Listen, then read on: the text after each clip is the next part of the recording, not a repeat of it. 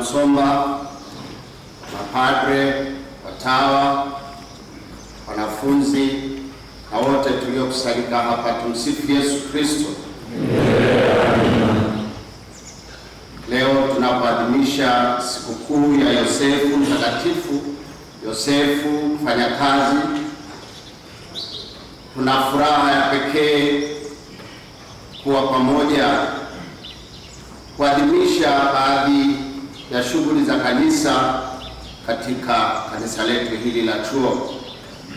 Askofu, mbele yako kuna vijana 142 ambao wanaomba kuingizwa katika huduma ya kanisa, huduma ya kusoma neno la Mungu na huduma ya kuhudumia altareni. Tunashukuru kwa kukubali ombi letu, tunakuombea na tunaomba tuongoze katika ibada hii. Karibu Baba. Namngamia Mungu Mwenyezi.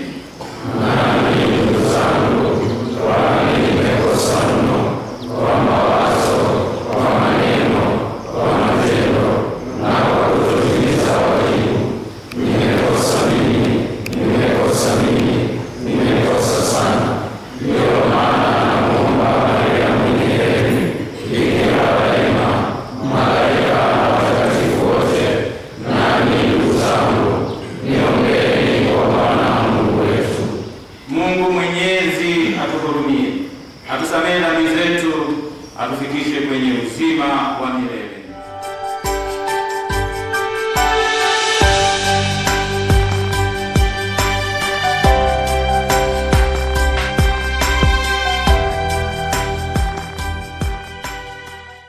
Kwa sura yetu wakatawale samaki wa baharini na ndege wa angani na wanyama na nchi yote pia na kila chenye kutambaa kitambaacho juu ya nchi.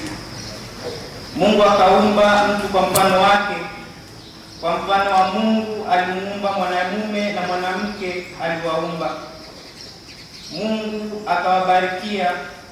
Mungu akawaambia, zaeni mkaongezeke, mkaijaze nchi na kuitiisha, mkatawale samaki wa baharini na ndege wa angani na kila kiumbe chenye uhai kiendacho juu ya nchi. Mungu akasema, tazama, nimewapa kila mche uotao mbegu ulio juu ya uso wa nchi yote pia, na kila mti ambao matunda yake yana mbegu, vitakuwa ndivyo chakula chenu, na chakula cha kila mnyama wa nchi, na kila ndege wa angani, na kila kitu kitambaacho juu ya nchi chenye uhai. Majani yote ya miche ndiyo chakula chenu. Ikawa hivyo. Mungu akaona kila kitu alichokifanya, na tazama ni chema sana. Ikawa jioni, ikawa asubuhi, siku ya 6. Basi mbingu na nchi zikamalizika na jeshi lake lote. Na siku ya 7 Mungu alimaliza kazi yake yote aliyoifanya, akastarehe siku ya 7, akaacha kufanya kazi yake yote aliyoifanya. Mungu akabarikia siku ya 7 akaitakasa, kwa sababu katika siku hiyo Mungu alistarehe, akaacha kufanya kazi yake yote aliyoiumba na kuifanya. Neno la Bwana. Thank you.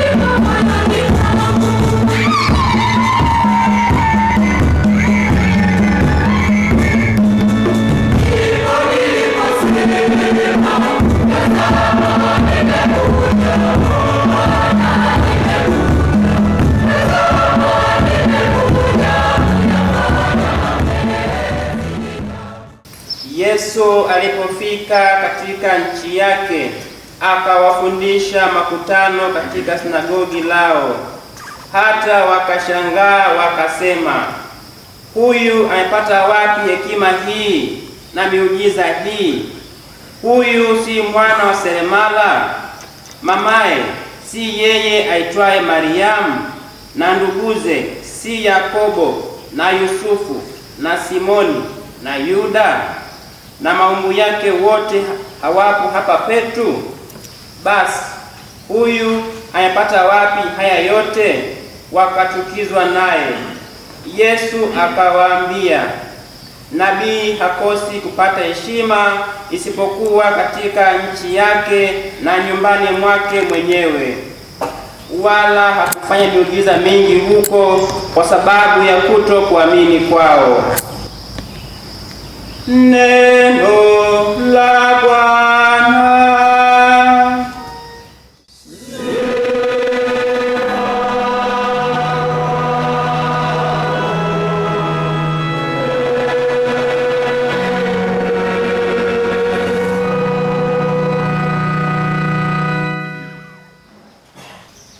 Walezi wote katika jumuiya hii ya JUCO, wanafunzi wote, kwa namna ya pekee ndugu zetu hawa wanaopata huduma ya usomaji wa neno la Mungu na vilevile kuhudumia katika meza ya Bwana altareni. Tumsifu Yesu Kristo. Mungu ni mwema kila wakati. Kwanza kabisa tunaadhimisha leo sikukuu ya Mtakatifu Yosefu Mfanyakazi, na kwa sababu hiyo siku hii ya leo vile vile ni siku ya wafanyakazi kiulimwengu, na hata sisi wenyewe hapa JUCO wafanyakazi. Wakati mwingine tunafikiri kwamba kuna wafanyakazi labda ni wale wanaokaa ofisini tu, lakini wote ni wafanyakazi. Kwa leo ni sikukuu yetu, na tunamwona Yosefu ndiye somo wetu, na haya yote tunayoadhimisha leo yanapiga kabisa uvivu, kutokupoteza muda kwa mambo ya kijinga na kipumbavu, kutumia vizuri muda katika sehemu zote. Kwa tunapoadhimisha siku ya wafanyakazi hii, kwa tunafanya kazi sisi hapa Jordan. Kazi yetu kama wanafunzi ni kusoma, na kama walimu ni kufundisha. Kwa mwanafunzi anajiandaa na mwalimu anajiandaa. Huwezi ukaibukia tu darasani kufundisha, lazima jiandae. Na mwanafunzi hawezi kawa analala darasani, lazima asikilize, amsikilize mwalimu anachokifundisha. Unaona ushirikiano huu unajenga, na ndio kazi hiyo. Tunapoadhimisha Yosefu Mfanyakazi, lazima tuyatafakari yote haya, tutembee nayo. Na tunapoadhimisha sikukuu hii, tuna hawa wenzetu wanaopata huduma ya usomaji kwa neno la Mungu na wengine huduma katika tohara. Na kwa sababu yote haya yanaelezea kutokuwa wavivu. Unapopata huduma hiyo ya usomaji, sio kwa sababu umemaliza teolojia si mwaka wa kwanza au wa pili. Unapopata huduma hiyo ya kutumikia katika altare, si kwa sababu umemaliza hiyo unasubiria ushemasi, ila ni muda muhimu na ni hatua muhimu kwangu kuitendea kazi na kufanya ipasavyo, si kwa uvivu. Wale wanaosoma neno la Mungu watambue kwamba adhimisho la misa takatifu limegawanyika katika sehemu mbili. Tuna meza ya neno la Mungu na tuna meza ya Ekaristi Takatifu. Kwa kwenye meza hizi zote ni muhimu sana kwetu, kwa sababu zinakuwa ni nguzo za imani yetu Katoliki na ni utambulisho wetu. Bila neno la Mungu hatuwezi kujiita sisi ni Wakatoliki. Bila Ekaristi Takatifu hatuwezi kusema sisi ni Wakatoliki. Wengine ni wakole fulani wako mitaani huko naona shekhe devu chao. Lakini sisi kama Wakatoliki hizo ni nguzo muhimu sana tunapoelekea kanisani. Hatujiendee kienyeji, tunaenda tunajiandaa. Na wakati mwingine katika maadhimisho yetu wetu tunafikiri kwamba mahubiri ndio neno la Mungu. Kumbe hapana. Na ndio maana yule anayepata huduma ya usomaji haendi kusoma hadithi, anaenda kutangaza neno la Mungu. Na kwa sababu hiyo ajue kitu anachoenda kukifanya, kutangaza neno la Mungu. Na kama anaenda kutangaza neno la Mungu, nalijua. Kama silijui, naenda kusimulia kama hadithi za Abu Nuwasi huko. Lakini kama najua kabisa umuhimu wa neno hili la Mungu, ndio maana nina muda wa kujiandaa ili ninapoenda kusoma pale nikasome neno la Mungu. Sijaenda kuuza sura, sijaenda pale mbele watu niangalie koje mpaka mafuta leo nimeshana nywele. Yeye anaenda kutangaza neno la Mungu. Kwa sababu hiyo lazima niichukulie kwa umakini, kwa uzito wake, nikatangaze neno. Sijiendee tu nikurupuke, nijiandaa vizuri naenda kusoma, watu waelewe. Na ndio maana katika safari yetu ya malezi tunapata hatua hizi. Sasa pata picha leo unapata huduma ya usomaji, unaenda pale mbele unasoma tu, watu ile ni vile alisoma nini. Sasa hivi ulipata huduma siku hiyo kwamba unaenda si wapi mpaka hiyo ulitendea haki. Na katika kutangaza neno la Mungu pale vile unatangaza hilo ni habari njema vile ni sehemu ya uinjilishaji vile. Na ndio maana unaposoma ukisikie wewe mwenyewe na usikie sauti inayokusimulia wewe.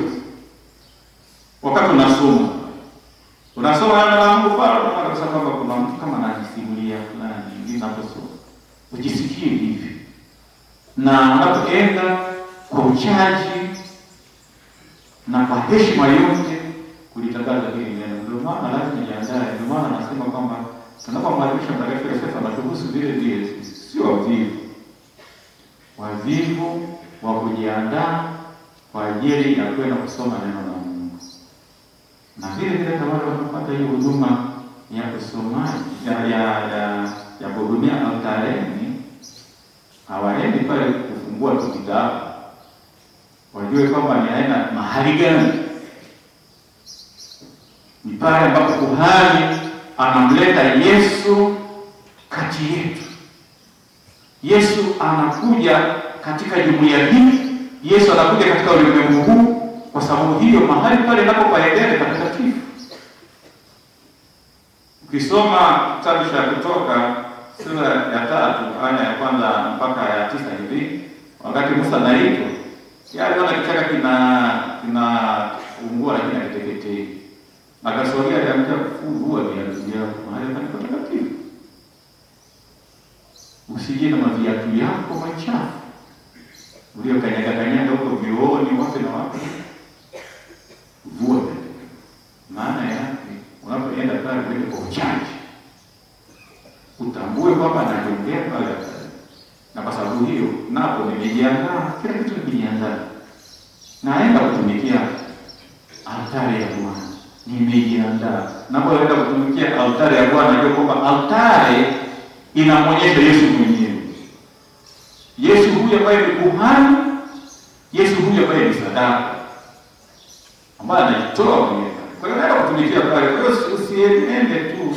Ndio maana nasema kwamba hii hizi huduma tunazopata leo si kwa sababu tumetimiza miaka kadhaa ya teolojia, ila kwa sababu tumeelelewa hivi katika safari yetu ya kuelekea ukuhani, na kwa sababu hiyo tunaelewa tunachoelekea kufanya. Kwa hiyo si swala la kwenda tu. Kwa yote haya ni muhimu kuyaelewa vizuri, na ndio maana nawapongeza walezi kwa kazi nzuri walioifanya, na sio msingefika hapa. Heri uonyeshe udhaifu wako wa kusaidia kuliko kuficha udhaifu wako, ukawe kituko, kuhani kituko katika altari ya Bwana na katika meza ya neno la Mungu. Ukawe kituko, na wakisha kwa kituko pale unakuwa wa ajabu na unadhalilisha kanisa kwa ujumla.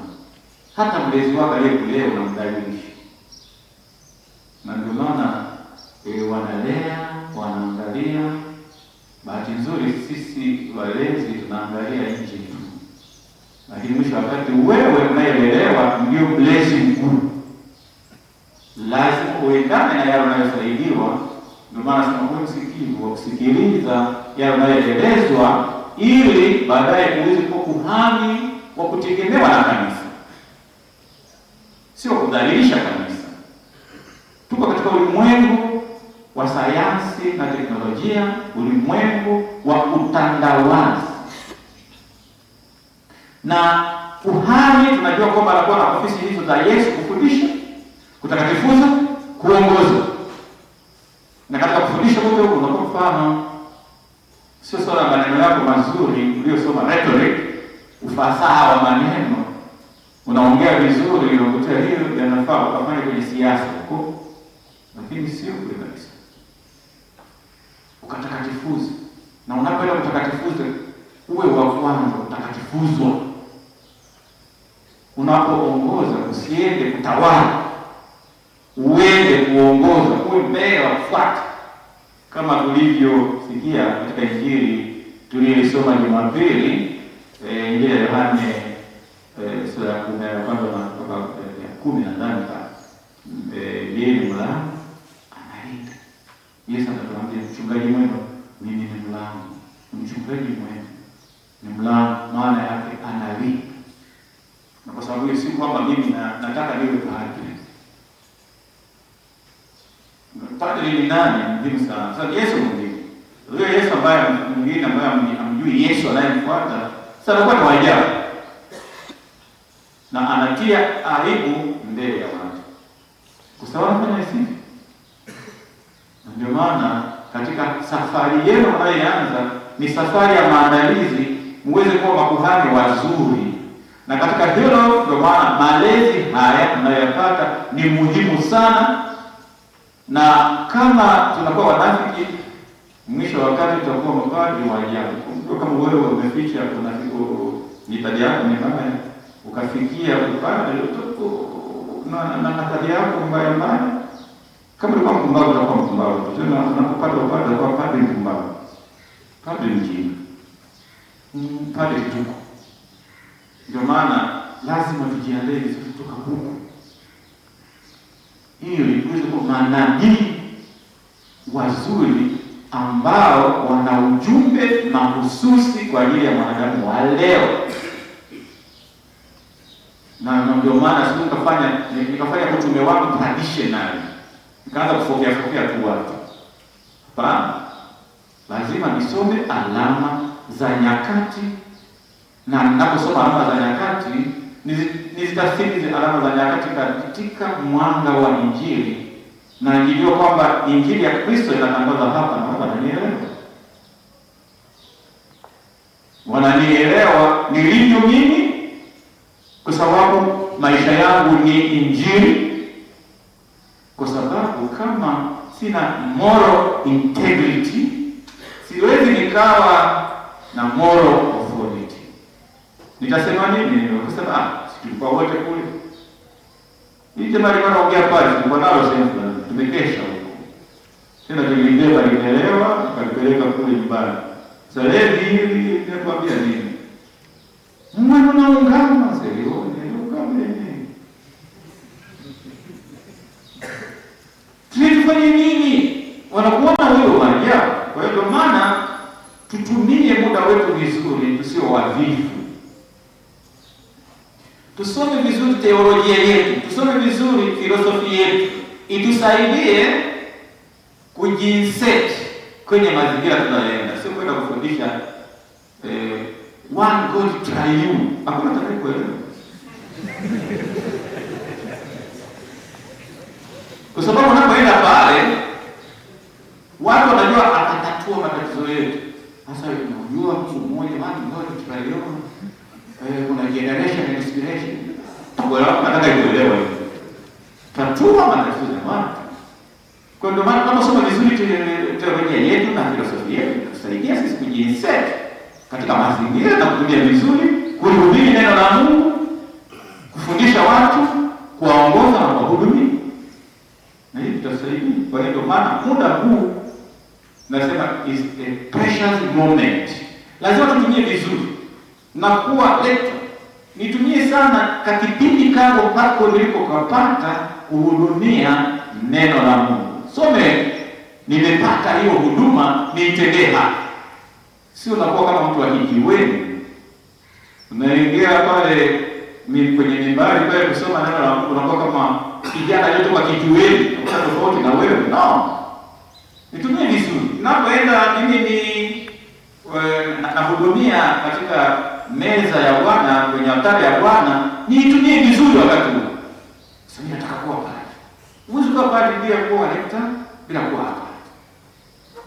Na huwezi kuwa lector au akolaribia kwa frateli tunayeanza. Kwa seminari ndogo na hata kama ingawaje sasa hivi seminari ndogo ni wengi, si wengi sana, lakini tunatoka sekondari ni unakuja huku hujafanya malezi vizuri, unaanza kulelewa usipofanya vizuri, sawa utakuwa lector, hapo shemasi, si swala la mahesabu, swala la maisha. Sasa tujifunze maisha. Tujifunze kuishi. Kwa watawa wajifunze vizuri charisms zao. Kwa wanajimbo wajifunze vizuri kwa sababu wakati fulani nasema mimi wajimbo mimi. Hawa si watawa. Tulitu goda katika kuna cha nini hivi mtaani wajimbo. Kwa watu wajimbo wamebambiwa uende kilabuni kuleo. Unamuongoza nani wewe wajimbo? Unamuongoza mlevi mzima. Utamuongoza nani? Swala tuwe watakatifu ndio tunavyoitwa. Hakuna cha kusema ni wajimbo si mtawa. Kila mtu aishi na mimi. Na alitendee kazi, atendee haki kanisa, asilidhalilishe kanisa. Ndio hicho muhimu. Kwa ndio maana mambo haya ni. Na ndio maana katika somo letu la kwanza linatuonyesha the human dignity. Hatupo tu.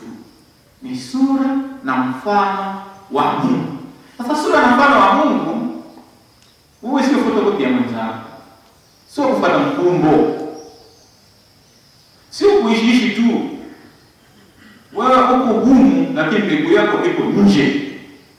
Sio hivyo. Nimeamua kuwa hivi niwe hivi. Mbegu yangu yote niweke hapa. Ndio maana huko duniani kuna changamoto nyingi. Na kuna mwingine anaanza kukata tamaa sana mimi na wito, anaanza kushawishi wenzake ili wawe pamoja wapotee. Na jamaa asiyekuwa na akili yoyote bila kuwa na critical mind anafuata. Kwa sababu fulani amekata tamaa na mimi nafuata. Na matokeo yake hata kanisani unaweza kukadisha michawa ya ajabu kabisa. Tunaishi tu kwa kufuata mikumbo. Haichagii chochote hata katika jumuiya, katika nini hapo wapo kama mboga za majani hiyo kutoka. Lazima tuangalie ile dignity yetu. Mimi ni wa pekee mbele ya Mungu, na kwa sababu hiyo nionyeshe upekee wangu mbele ya Mungu, ni sura na mfano wa Mungu. Na Mungu ananifahamu mimi na ananiita mimi, anasikiliza sauti hiyo. I have what we call a discernment of my vocation all the time. Ninafikiria kila siku naongea na Mungu. Nasema nipo, nitume, nipo mpaka nafikia. Basi hiyo sasa sauti ile inapotea, unaanza kufanya vituko na kila mtu anakushangaa. Kwa hiyo lazima tuangalie hili ni sura na mfano wa Mungu. Kwa hiyo unapokuwa kwenye jumuiya yoyote yule, kwenye jamii yoyote, tuko hapa Juko, kuna mchanganyiko wa watu mbalimbali. Siwezi kaishi kama watu wengine, kwa sababu watu wengine hapa, mfano wengine wana imani nyingine, wengine na mimi ni Mkatoliki, kanisa liko hapa, kanisa liko kila siku na jidai kulala bila kutaka kumsemea. Malalama tu. Uwezo kutofautisha sasa hapa sasa kuna waseminari hapa. Lazima waonekane waseminari si kwa sababu wamevaa kanzu zao kaso. No. Hiyo ni kwa sababu ya maisha yao. Na wamesimama imara katika safari yao katika mchanganyiko huu. Si kwenda huko na kurubuniwa kwa kupewa majina mazuri kama wewe ni moving encyclopedia. Sasa hii moving encyclopedia alafu baadaye wewe unapoteza muda wako unaenda kufanya research na watu. Umepata vya yako huko umekupa kupatunza sabuni na bidhaa sasa ninazo hizi chukua. Unadhalilisha jumuiya hiyo na unadhalilisha kuseminari wako na unadhalilisha hata kanisa kwa ujumla. Hata chuo hiki, kwa sababu uwepo wa mseminari katika chuo hiki ni alama nzuri ambao wanakuwa mwanga kwa watu wengine kwa kuonyesha misimamo yao, sio kurubuniwa kirahisi tu kwa ajili ya maisha haya ya vitani. Lakini angalia vile mimi nimetoka nyumbani mimi pale alafu nafika hapa Juko na kwa mwanandoa tena msio mwanandoa tu wewe mchumba sugu. Umetoka nyumbani unataka kwa pale hapo ndio kama ndio mchumba sugu. Ndio leo ndio kuleta hapa. Haija kuleta. Kwa hiyo lazima tuangalie. Na ndio maana kama jumuiya ya wanajuko tunajua kwamba tunafahamiana hata kuliko walezi wetu. Tunafahamiana. Wakati mwingine tunashana wasikuone walezi wako wasikuone, itakusaidia nini? Hawaja kuona ndio hapo unapata baada hapo lijika baada ndio kama itakusaidia katika maisha yako, itakusaidia haitakusaidia chochote zaidi ya kila mtu sasa huyu jamaa tumpangie watu kama ni washirika, yaani kila jumuiya inaona kama wewe ni kilaza tu. Sasa tumpangie wapi huyu? Unawapa headache kwa wakubwa wako bure kwa sababu kujianza vizuri. Kwa sisi swala kufishana, ni swala la kuongozana. Mseminari wewe unatuaibisha katika jiko hili. Wewe bwana tulikuwa pale tumepata huduma ya usomaji cheko tunafanya upuuzi. Acha upuuzi. Wewe bwana unaenda kuhudumia meza ya Bwana pale jambo ulilewa chakali wewe. Tukakupeleka chumbani waleza kukuona ubalaa. Leo unaenda kuhudumia katika katikati bado lazima tujue tusaidiane. Na ndio maana injili ya leo vile inatupa mambo mawili katika injili ya leo ambayo yanaweza kutupeleka kubaya na tukaonekana ni waajabu katika dunia. Cha kwanza kutokuamini. Cha pili wivu. Hiyo vitu viwili kutokuamini. Ukiangalia wale jamaa wa Yesu wale kwenye gani wale wanakijiji wake walikuwa wanamfahamu sana Yesu. Nasema familiarity. Wakafahamu kwa jamaa anatoa makamasi hapa. Cheki kinashika kuvaa kila mara kiko kwenye pamoja na baba yake kwenye seremala na nini. Hapo leo anatuambia nini? Ndio maana angalia katika injili ya leo wale jamaa wale concentrate kwenye lile neno analolitoa Yesu. Amepata wapi? Ndio walipo concentrate. Amepata wapi? Si kwamba hili neno ina uzima, ni hekima ya Mungu. Amepata wapi nani? Mbona tunafahamu hiyo? Familiarity imeleta sasa kutokuamini. Na hawaja kugundua kwamba huyu jamaa huyu alikuwa anakuwa kama tunavyoambiwa katika injili ya Luka sura ya 8 kwamba atakuwa katika kimo na hekima ya kudumu. Walikuwa wanataka kwamba anakuwa huyu katika hekima hiyo na ni mwana wa Mungu, hawajajua. Na ndio maana naona hivi ndio sababu alipata wapi. Kwa hiyo mawazo yako yote yamejaa pale, amepata wapi? Leo tunawaangalia Wanazareti wale ambao wanamnyosha Yesu, amepata wapi? Lakini wakati mwingine hata sisi wenyewe hivi, hiki jamaa kilikuwa kinakuwa cha mwisho kila siku darasani, kimepata wapi haya yote? Wewe kashangaa alikuwa anakuwa wa mwisho, ndio alikuwa askofu sana. Hata hiki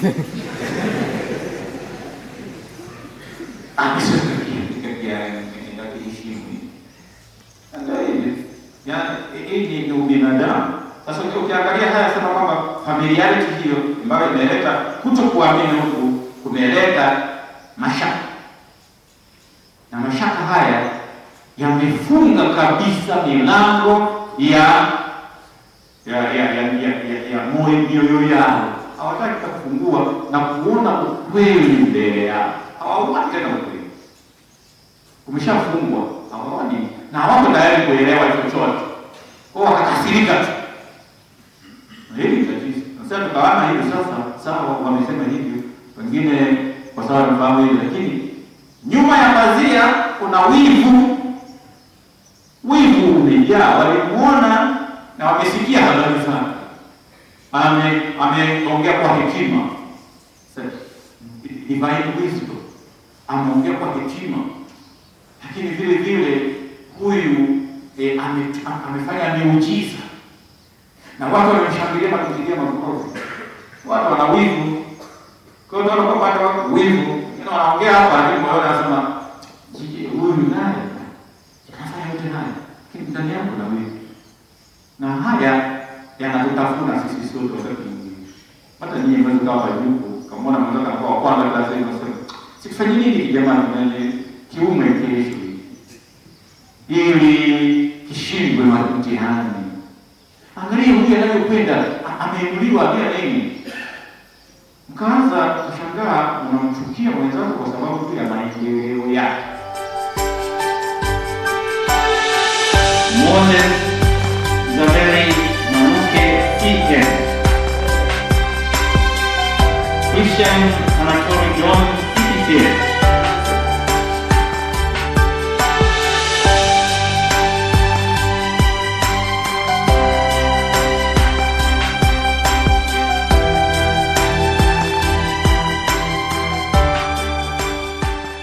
Let us ask God our Father to bless these servants who have been chosen for the ministry of freedom. Let us pray that they may be faithful to the work entrusted to them, proclaim Christ to the world, and so give glory to our Father in heaven.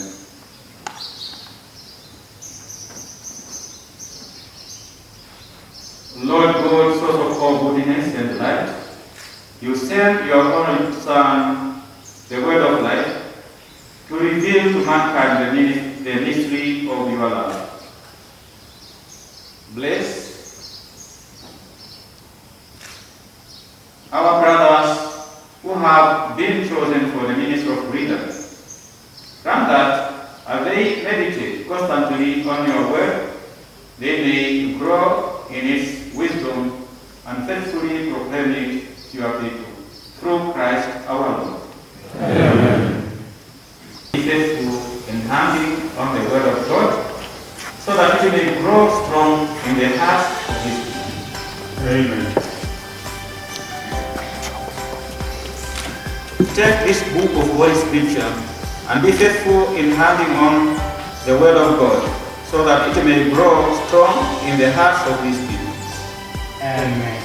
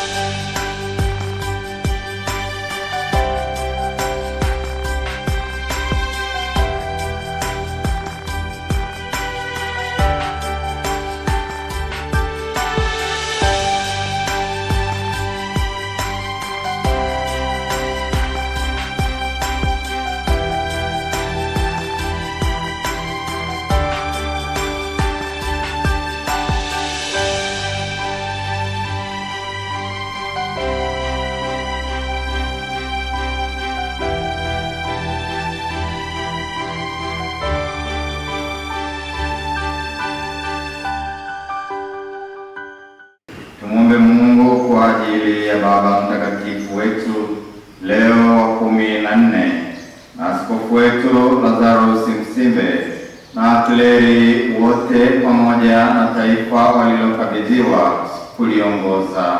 Bwana,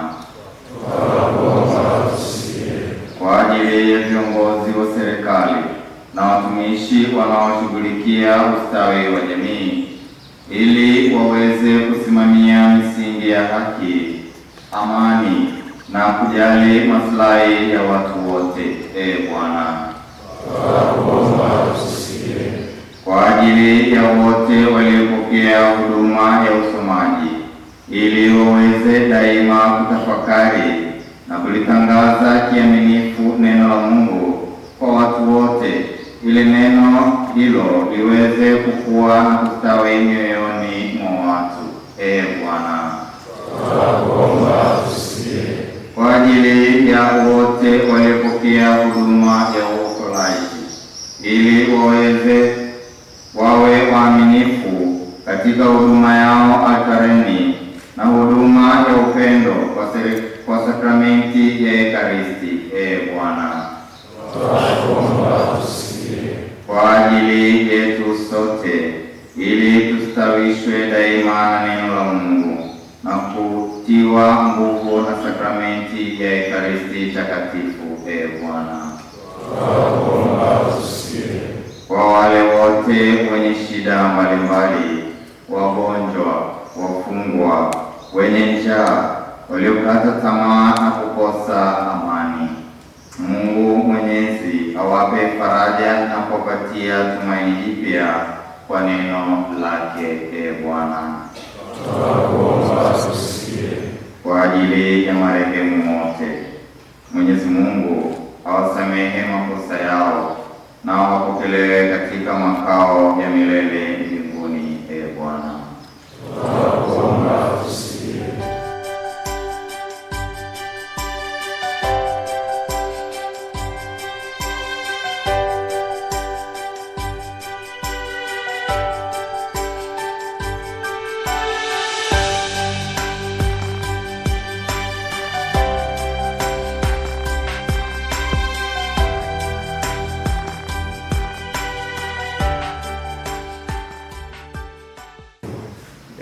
Mungu uliye chemchemi ya rehema zote, uvitazame vipaji vyetu tunavyokutolea wewe mtukufu, tunapomkumbuka Mtakatifu Yosefu. Utujalie kwa wema wako, ili vipaji tulivyokutolea viwe msaada kwetu sisi tunaokuomba, kwa njia ya Kristo Bwana wetu.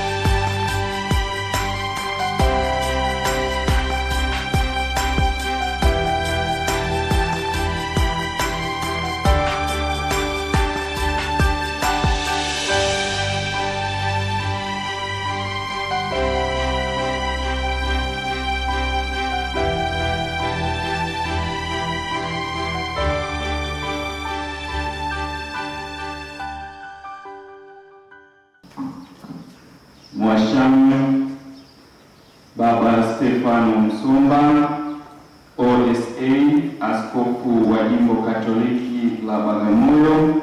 Itifaki ikiwa imefuatwa. Tumsifu Yesu Kristo. Yangu ni kadha wala si kadha wa kadha. Kwanza ni pongezi kwa waliopewa huduma leo. Sisi wenzenu tulio katika safari ya wito huo tunajua kwamba ni safari iliyo na milima na mabonde, kuna ushindi na ushinde, kuna panda shuka na patapotea zisizomilika, na hivyo kufikia hapo ni neema ya Mungu, lakini pia ni jitihada zenu, na hivyo mnastahili pongezi nyingi. Tuwapigie makofi mengi.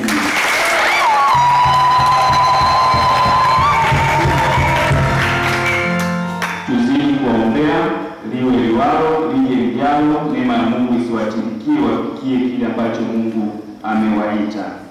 La pili ni shukrani. Nami nitawashukuru wale wanaonihusu. Nianze na mapadri wafuatao.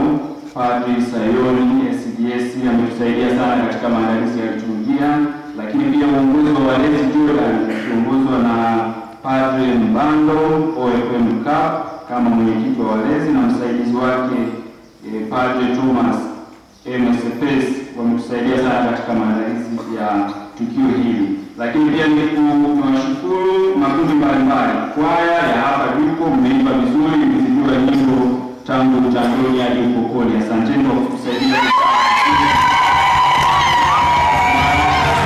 Mashemasi kutoka shirika la OFM watumishi kutoka shirika la Compassion, wasomaji kutoka Claretian na masista na ndugu zetu TMCS ambao wamesaidia katika usafi wa kanisa hili na mapambo, lakini pia vyombo vya habari St. Gaspar, Jugo Media na hata si wale walio wanatumia simu binafsi, tunasema asante. Kwa makundi haya mbalimbali kuwashukuru huduma zao, tuwapigie makofi mengi. Jambo la tatu, baada ya adhimisho la misa takatifu kutakuwa na picha pamoja hapo nje. Ukitoka nje mkono wako wa kulia kuna sehemu nzuri ya kupigia picha pale. Wale waliopewa huduma kadiri ya makundi yenu, wasomaji peke yao pamoja na baba askofu, lakini pia maakoliti pamoja na baba askofu. Tangazo la 4, tunakumbushwa wale tumechukua viti kutoka maeneo mbalimbali tufanye kwa uungwana, tusiondoke bila kurudisha hivyo viti. Na Mheshimiwa sana Askofu Stefano Lameck Msomba OSA, askofu wa Jimbo Katoliki la Bagamoyo, Mheshimiwa Father Mark Mbando OFM msaidizi wa baba askofu kwa upande wa watawa, pia mwenyekiti wa walezi, Mheshimiwa Father Victor Milamata, mwenyekiti wa watawa, waheshimiwa walezi, watawa, mafrateri na taifa lote la Mungu, tumsifu Yesu Kristo. Basi leo ni siku ya furaha kubwa sana kwetu sisi kwa haya makuu ambayo Mungu ametutendea. Kwanza tunamshukuru Mungu kwa zawadi ya maisha, afya njema, wito na kutujalia huduma hizi ndani ya kanisa ili kutumikia. Tunakushukuru sana baba askofu kwa utayari wako wa kuja kuadhimisha sadaka hii ya misa takatifu na ndani yake kutupatia huduma hizi za usomaji na utumishi wa altari ambazo zinatuandaa kwa ajili ya hatua nyingine ndani ya kanisa za kutumikia. Tunashukuru wazazi, walezi wetu na walimu wetu ambao kwa malezi na mafundisho yao wameendelea kusaidia katika kuitambua sauti ya Mungu hata kufikia hatua hizi muhimu katika majiundo yetu. Tunamshukuru Padre Victor Milamata OCAM aliyetuongoza katika mafungo na kutuandaa kikamilifu katika kutafakari maisha ya wito na huduma hizi tulizopokea. Pia tunamshukuru Padre Deogratius Sayoni SDS aliyetusaidia katika maandalizi ya kiliturujia. Tunawashukuru ninyi nyote mliofika kujumuika nasi katika kuyashuhudia haya makuu ambayo Mungu ametutendea. Hakika hatujui tukio hili lingekuwa la namna gani kama tungekuwa peke yetu bila uwepo wenu. Na mwisho, tunaomba sala zenu ninyi nyote ili tuweze kuwa waaminifu katika huduma hizi tulizopewa ndani ya kanisa, ili katika yote Mungu atukuzwe nasi wanadamu tutakatifuzwe. Tumsifu Yesu Kristo. Askofu wa jimbo la Bagamoyo, wakuu wa mashirika mlioko hapa, mapadre, watawa wote, wanafunzi na washangwera wetu, tumsifu Yesu Kristo. Mungu ni mwema na kila wakati. Basi nasimama hapa kwanza kabisa kwa niaba ya chaplain. Kama mlivyosikia, chaplain wetu Padre Mbena amehamishwa, ameenda Kipalapala seminari. Sasa huko ameenda kufundisha, sijui kama kina baba askofu Msomba wana mawazo mengine baadaye huko, lakini kwa sasa hivi wamempeleka kwa ajili ya kwenda kufundisha. Tumwombee ili aweze kutimiza wajibu wake vizuri huko Kipalapala. Lakini pia kwa niaba yangu binafsi na kwa niaba ya walezi, tunamshukuru sana Baba Msomba kwa kuwa tayari kuja kuwapa huduma hawa vijana wetu.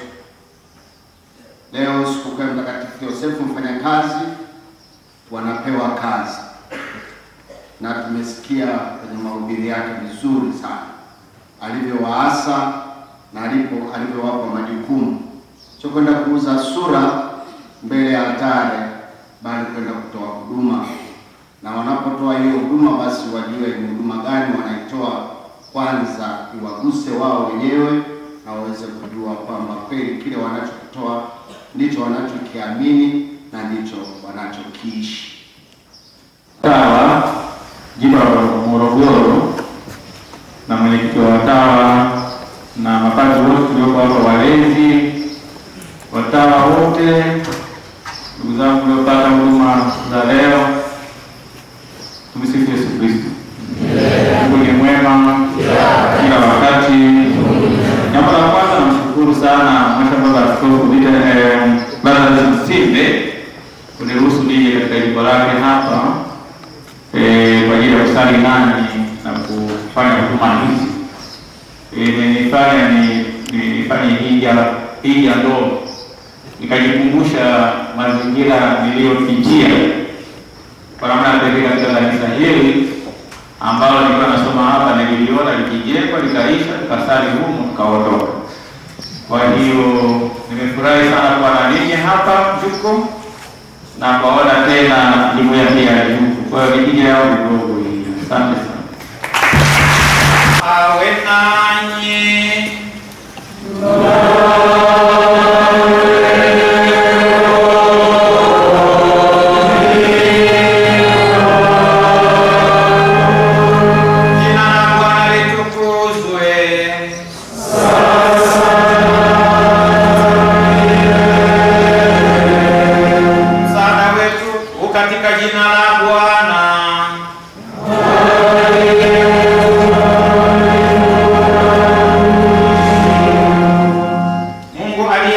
Kuwajalia neema ya ukombozi na kuwafanya wana kwa ufufuko wa mwanae pekee, awajalie mfurahie kwa pamoja baraka yake.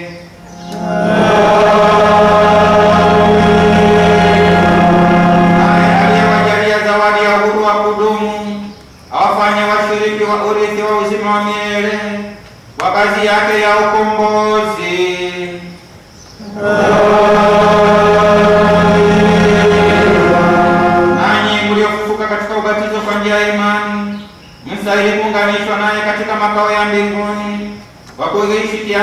uadilifu hapa duniani.